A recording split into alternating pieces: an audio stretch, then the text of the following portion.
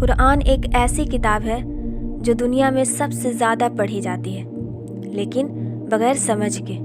بس ہمارے دماغ میں یہ اٹا ہوا ہے کہ کیسے بھی کر کے ایک کمپلیٹ کرنا ہے۔ آج امت محمد صلی اللہ علیہ وسلم گمراہ ہو رہی ہے، یہ قرآن چھوڑنے کی وجہ ہے۔ آپ صلی اللہ علیہ وسلم نے فرمایا کہ میرے بعد میری سنت کو اور اللہ کی کتاب کو مضبوطی سے تھامے رکھنا تو کبھی گمراہ نہیں ہوگے۔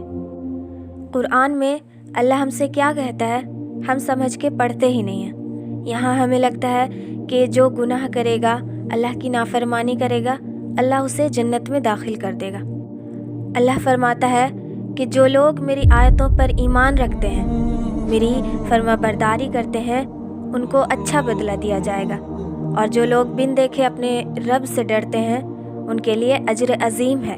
یہاں اللہ ان کے لیے اجر عظیم نہیں فرما رہا ہے جو بے حیائی کرتے ہیں، دوسروں کا مال کھاتے ہیں، حرام کی کمائی ہے۔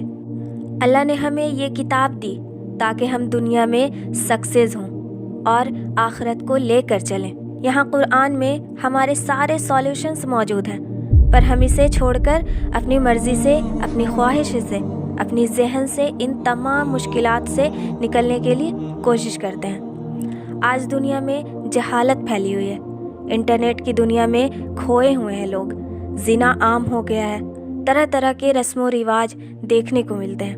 یہ قرآن سے دوری کا نتیجہ ہے۔ اور نہ صرف ہم نے قرآن کو چھوڑا بلکہ اپنے خواہش کے مطابق اسے استعمال کرنا شروع کر دیا۔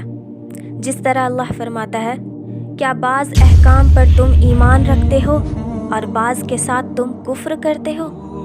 تم میں سے جو بھی ایسا کرے گا اس کی سزا اس کے سوا کیا ہو سکتا ہے کہ دنیا میں رسوائی اور قیامت کے دن سخت عذاب کی مار، اور اللہ تعالیٰ تمہارے اعمال سے بے خبر نہیں۔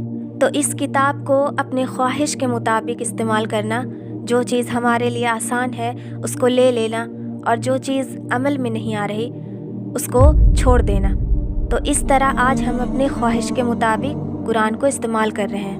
تو مائی بردرس اینڈ سسٹرز، قرآن جس میں اللہ نے ہمارا ہر سولیوشنز بتا رکھا ہے، ہم تبھی جان سکیں گے جب قرآن کھول کے سمجھ کے پڑھیں گے۔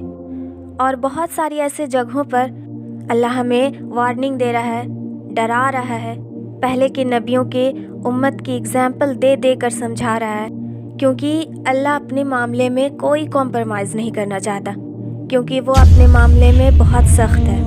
تو بس دعا یہی ہے کہ اللہ ہم سب کو قرآن سمجھ کے پڑھنے کی توفیق دے، اور جو حق بات میں نے کہی اس پر کہنے سننے سے زیادہ عمل کرنے کی توفیق عطا فرمائے، آمین۔